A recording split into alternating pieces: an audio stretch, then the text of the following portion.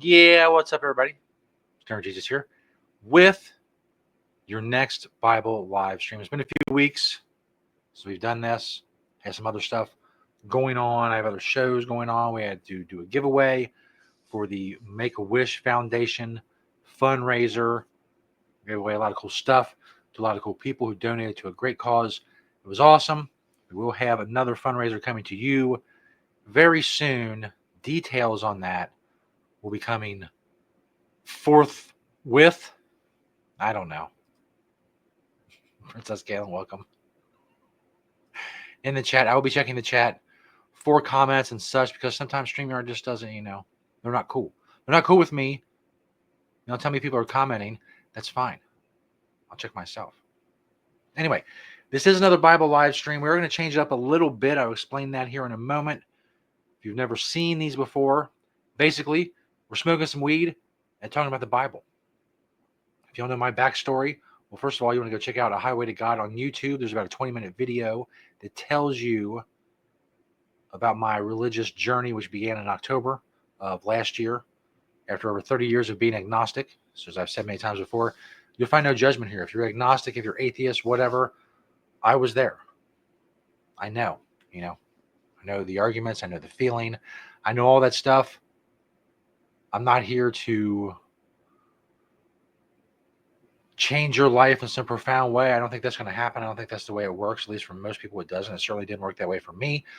But I'm going to share a little bit of God's word with you while smoking some cannabis, enjoying God's plan. Thank you. I do as well.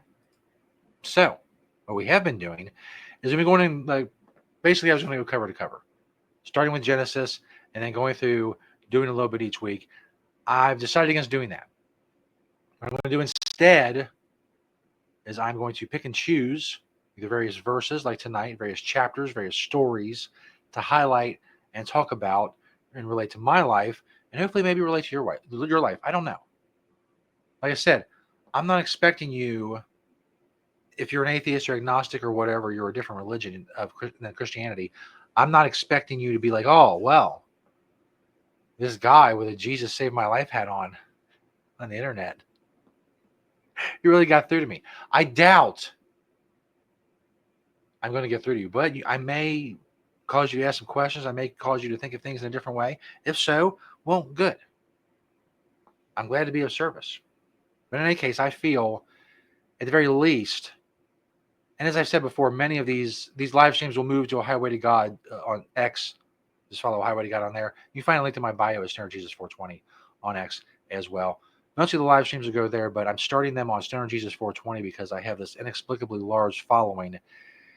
I think there's a reason for that. I think there's several reasons for that, but I think one of the main reasons is to try and reach people a little bit, at least in some way. Jesus saved Princess Caitlin's life too. That is awesome. It's something that people, and as being on both sides of it as I have been, it's something people don't understand unless it's happened to them, and I get that. That's why I say I don't expect it to cause you to have some religious transformation. I'm just some guy on the internet. You have a lot of followers on Twitter. I understand that. But I think, quite honestly, as I said, one of the reasons I think that is I'm meant to try to reach some of those people, try to talk to some of those people, try to at least make those people ask questions, make them think of things in a different way. Anyway, as I said, we're no longer going cover to cover in the Bible. Tonight, I've chosen Proverbs chapter 3, verses 5 and 6. Very famous. They're also very personal to me. But first, we're going to smoke some cannabis. If you're a Christian and you're watching this and you don't enjoy cannabis, I don't know what to tell you. I do. And as I've said before, I repeat myself a lot on this show because, not everybody's seen every episode. Got to hit the highlights. I got to hit the greatest hits. As I've said before, if cannabis helps someone improve their life and you believe in God, You have to believe that God put that plant here. And if it's improving someone's life, there's really no Christian argument against cannabis. You can try to take some moral high ground or whatever, but no. No, bro. It's just not going to fly here. Bro! Anyway, we're going to get into Proverbs chapter 3, verses 5 and 6 momentarily. I do want to say, because sometimes people wonder, I guess, my journey real quick, as I said, started in October, about 250 days now of pretty serious Bible study. I feel like, something like that takes years. It would take years for me to be able to confidently say that I have any real grasp of the Bible as a monumental work, obviously. But you go day by day. You get a little bit more each day. I use the YouVersion Bible app, which I love. I love the Bible plans on there. I use the Enduring Word Bible app, which I'm going to use tonight because it has very big letters and has commentary. What I would use is my ESV study Bible, but this is not conducive to live streaming. The print is very small.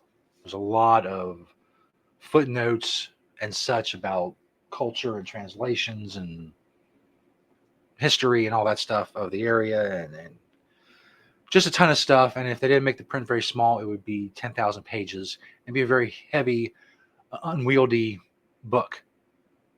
It's not really made for doing something like this. The Enduring Word Bible app is. So that's why I use that. As far as other stuff, YouTube just has all kinds of stuff, whether it's documentaries, summaries, sermons, recaps, overviews, etc. on any book, any portion, any story of the Bible, Old or New Testament, of course. And podcasts, I like 10-minute Bible talks, and the Bible in a Year podcast, which I'm almost finished with, is pretty good as well. But the 10-minute Bible talks is really, I would recommend, just as the name suggests, 10 minutes a day. They highlight certain verses, and they have various pastors and stuff to rotate in and out to do those. Anyway, those are the various means I use besides actually reading. And the Bible plans on the YouVersion of the Bible app are great and very focused on different things, different aspects, and different applications to your own life. Anyway, if you want to go check that out, go do so. But tonight we're going to smoke some more, talking about Proverbs 3, chapter 3, verses 5 and 6. So we'll start with just the actual verses. Trust in the Lord with all your heart and lean not on your own understanding. In all ways acknowledge him, and he shall direct your paths. Nothing out of the ordinary, out of the way, nothing any more profound really than the rest of the Bible. It does, I feel, for me at least, encapsulates a lot of what it means to find God. I will relate my personal story here momentarily. Michelle reposted the stream. Thank you, Michelle. Absolutely, Proverbs is a great book. And the thing about Proverbs is, I'm not going to get too far into the weeds on this, but suffice it to say, I ended up in a bad spot in my life. I ended up at the bottom of the pit, whatever visual you want to use. And in that place, I was in a psychiatric ward. And in the psychiatric ward, they had a Bible. And when I picked up the Bible, I didn't know what to read. My brain was fucking fried. I was at the end of my rope. I was hopeless. Whatever you want to use, whatever phrase you want to use, whatever word you want to use. That's where I was when I picked up this Bible. And as I said, I've been agnostic for over 30 years. I have some knowledge of the Bible through various means. I went to Bible school for a few years when I was a kid, but obviously nothing like what I've been able to accomplish over the last 250 days or so of really deep study of the Bible. In any case, I pick up this Bible. I don't know what the fuck I'm supposed to read. And whether it was God or the Holy Spirit directing me, whatever you want to call it, Proverbs stuck in my head. Because for me, Proverbs was synonymous with advice. Hey, man, this is what you should do. And I was at a point in my life where I was like, hey, man, I need someone to fucking, grab me by the ears and say, look, motherfucker, this is what you need to do. You are fucking this up. You fucked all this up. You thought you had this shit understood. We're going to get into these verses and why they mean so much to me. And that's why. Because you think you understand something. The lean not on your own understanding. Verse 5.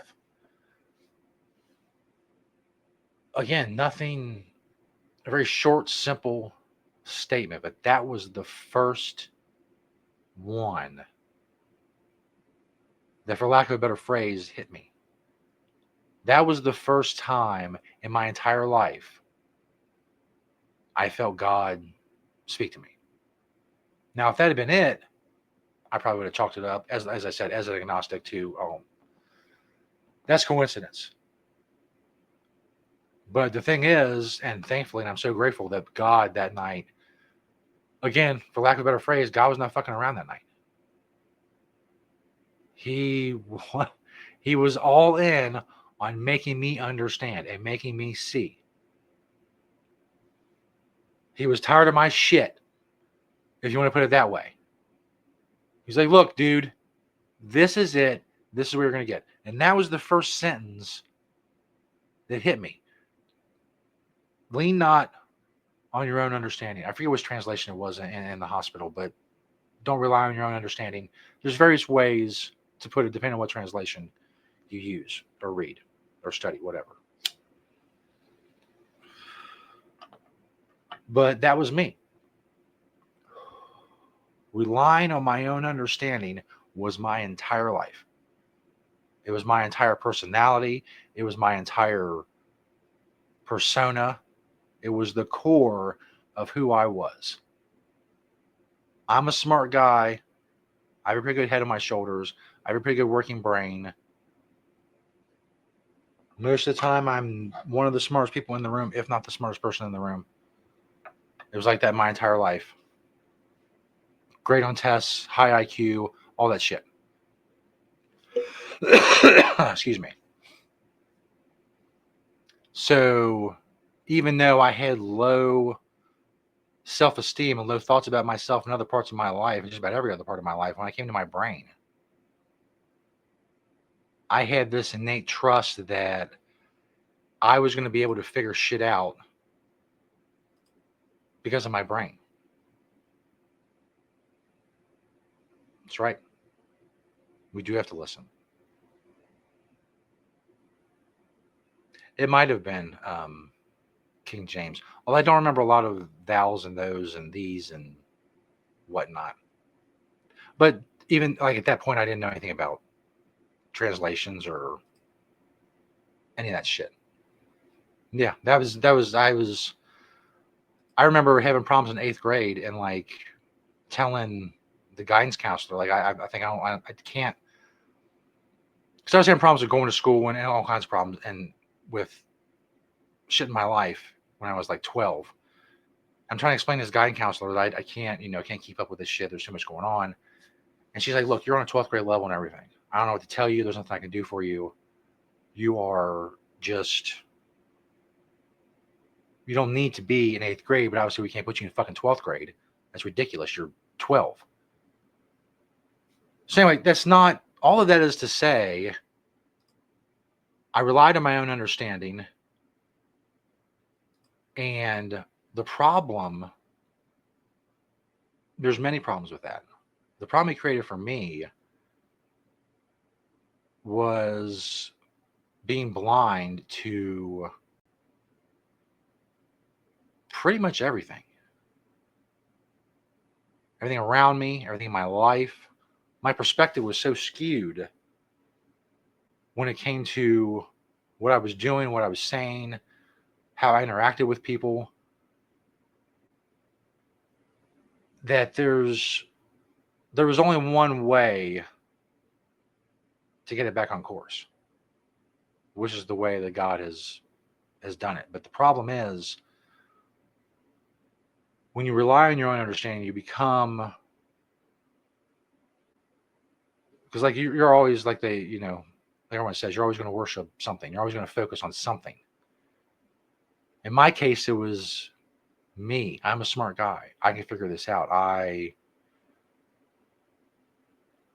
know what to do next. But when I talk about being blind, I was blind to the results, even though I knew the results. Like I didn't have shit under control at all in any aspect of my life. And I knew that, and I still somehow was able to convince myself that, well, you know what? You just think a little harder. You just work a little harder. You just do a little more, put a little more effort in. Then you'll be able to figure it out. But you don't. You can convince yourself you do. You can convince yourself of a lot of things when you're not rooted in anything, when you have no moral center, when you have no grounding in anything at all, which I didn't. Because as I've said before on the show and in the video that I did, when you choose your real morality, you can just move that shit anywhere. Anything becomes acceptable when you say it's acceptable. Here's the flip side. Because as any Christian will tell you, it doesn't become all fucking sunshine and roses when you believe in Jesus, and you believe these things in your heart. Because in this particular aspect of things, a new problem arises, which is, what do you do now? That arrogance, that illusion of relying on your own understanding and knowing what's going on and being able to handle things in life. What happens when all of that is fucking shattered and obliterated? Because that's what had happened to me. I was very arrogant. For someone with generally low self-esteem, I was incredibly arrogant in my own understanding and in other aspects of my talents or skills or whatever you want to call them. All of that had to be wiped away. All of that had to be fucking destroyed and obliterated, and it was. You have to be humble. If there's any piece of advice I can give to anybody, is you have to be humble. Because life or God or the universe or whatever it is you believe in, karma, whatever, that's just going to humble you one way or another, because that's where you're supposed to be. You don't know shit. You think you know shit. You think you've got shit under control. That's just you fooling yourself. That's you mind fucking yourself. You don't know shit. You don't have shit under control. There are too many variables in this world for you to think you have anything under control. You could be the richest motherfucker in the world and have everything you've ever wanted, and boom, you get cancer and you're dead in a couple months. You have control over nothing. So that presents the problem. What do you do now? Well, obviously, you have to trust in the Lord with all your heart and let Him direct your path. But as someone who's been agnostic for over 30 years, that shit's hard. My brain is not wired that way. So it creates this gap that I'm closing more every day. Because it takes a lot, at least for me, it takes the discipline of praying and reading the Bible and talking to God and being open to what He's saying and what He's trying to tell me. And being consistent with that every day, all day. Because I'm not used to talking to God. That wasn't a thing that occurred to me. That was silly to me. As I said before, all the things I've said in the last 15 or 20 minutes, a year ago, I would mock someone for saying these things and believing these things. If not vocally, I would roll my eyes and think to myself, what a fucking dipshit. You talk to some fairy in the fucking sky, that's what you're telling me? Well, again, whatever you want to call it, it humbles you. You will be humbled in one way or another, no matter how long it takes. And you can believe that or not. Like I said, I don't expect to give anyone a religious epiphany or anything like that.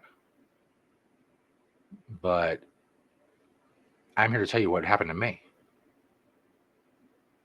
And you come to a point now where you can't rely on your own understanding. You have no faith in your own understanding because you shouldn't. You know that. You see that. That's where I am. So now I put my trust in God, an entity, a being, whatever you want to call it, that I started believing in less than a year ago, October 7th of 2024. Someone I didn't talk to for 30 years, someone I didn't believe in for 30 years. I was raised Christian. I said my prayers, but I didn't feel it. I did it because that's what I was told I was supposed to do. I didn't feel it until October 7th, 2024. So now what? You have to put your trust in the Lord. And this shit's hard. It's hard. There's moments of doubt. The main thing is the moments of doubt. And the moments of, is this what I'm supposed to be doing? Am I not supposed to be doing this? You start to question everything. You start to look for signs and everything. And you got to watch that shit too.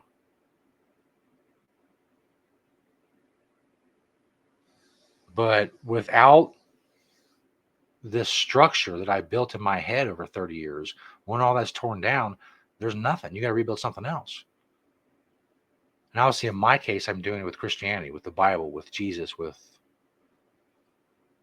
belief and faith. Faith is something that I made fun of more than anything. But it's really,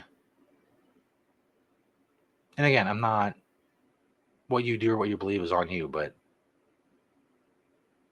there's no other way I was going to survive.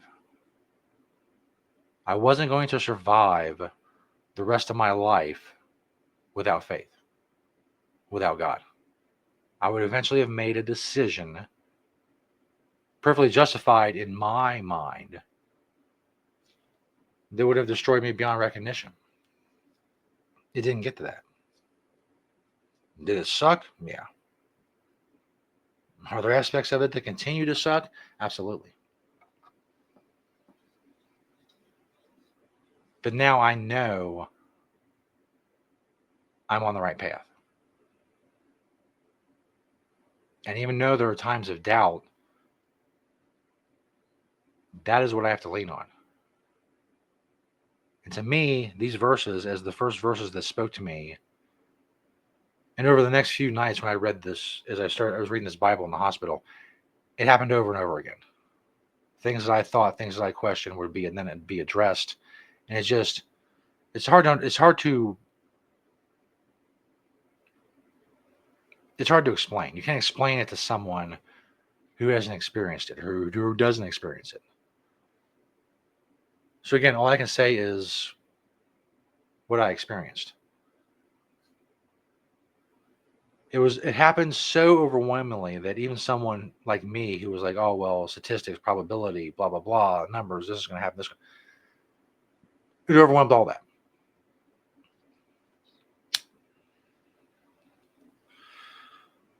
So what I'm left with now is every day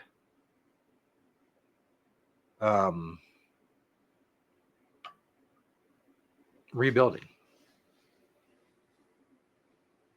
There's an interesting story in the Old Testament, Jeremiah, about Potter. Basically, the best I can remember it is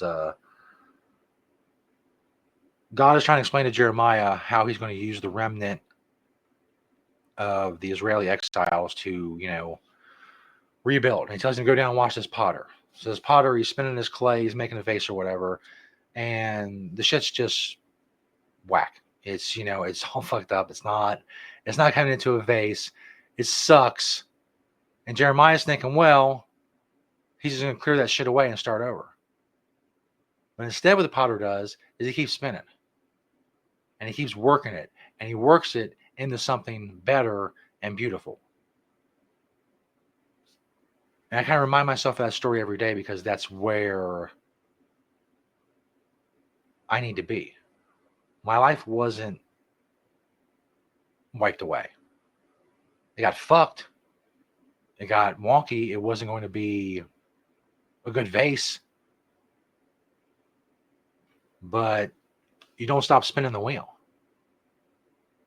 You keep working that shit and you do it every day.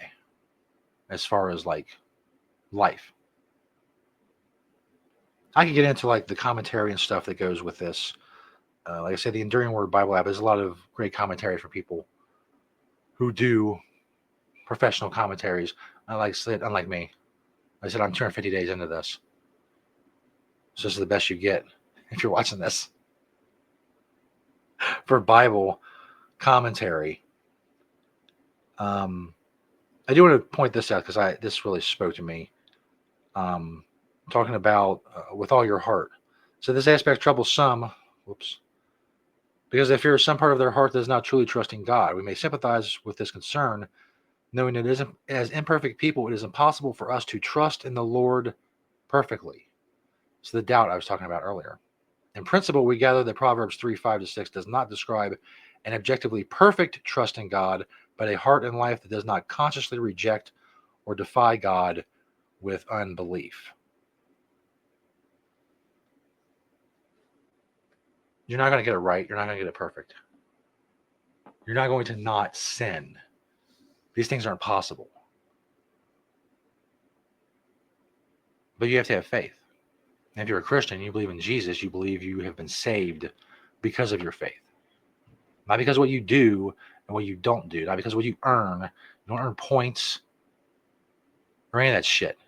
You don't observe old ritualistic laws. You're saved by the grace of God through Jesus Christ, even though you don't deserve it. That's what grace is. That is why you're saved. And if you're a Christian who believes in Jesus, you believe in that. And that's what someone like me who's gone through the experiences that I've gone through, that's how I have to rebuild. That's how I have to keep spinning the wheel, and that's what I have to work the vase into. And again, I don't know if that helps you or not. But for me, someone, and the way I describe myself, if that describes you, basically a fucking know-it-all.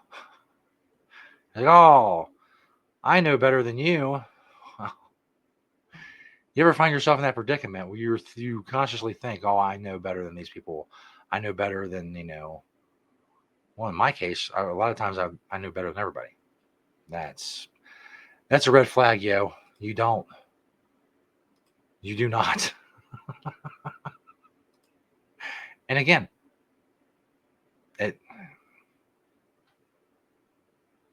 life, whatever you believe in, whether it's Jesus, karma, life will humble you. And it may be rough, as it was in my case, because it had to be. Hopefully it won't be for you. I don't know. I don't know your story.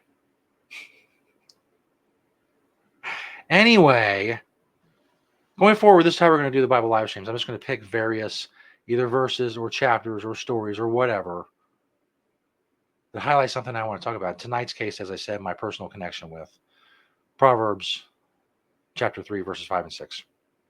Thanks, everybody, for checking out the Bible live stream. I know it's not for everybody. Some of the cannabis smokers are like, what, the Bible? That sucks. Some of the Bible people are like, what, he's smoking so much weed. Well,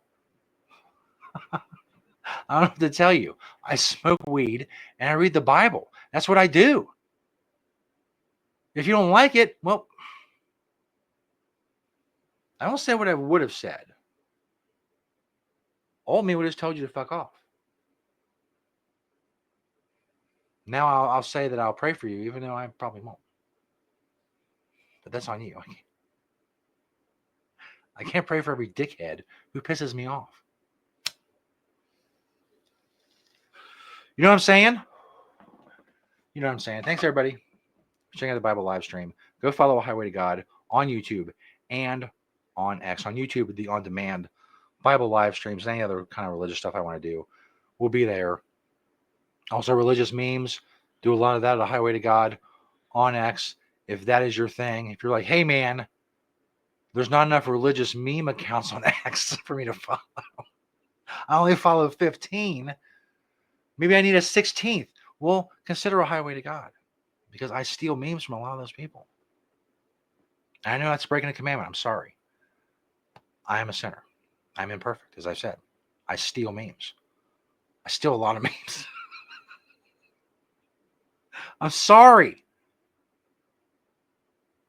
God judges me for that one. I'm doing it in furtherance of, getting the word out on the Lord. So does that make it right? I don't know. I'll find out. They were cool with the memes when I get there. That'll be my first question. Were you cool? Were you cool with the memes? Was it cool? The one where Adam calls Eve the McRib, was that okay? That's right, Seth. We all are. And that's the way we'll be. I'm not going to spend my life trying to be perfect, that's for sure. But I will follow my path, no matter what. And this is part of it. The Bible live stream, a highway to God. You guys get it? A highway, cannabis, a highway, like a road. It works on 2 levels. Thank you. Everybody have a good night. Happy Father's Day to all the fathers out there. Thank you for checking out the Bible live stream. Go follow Highway to God on X. Peace, everybody.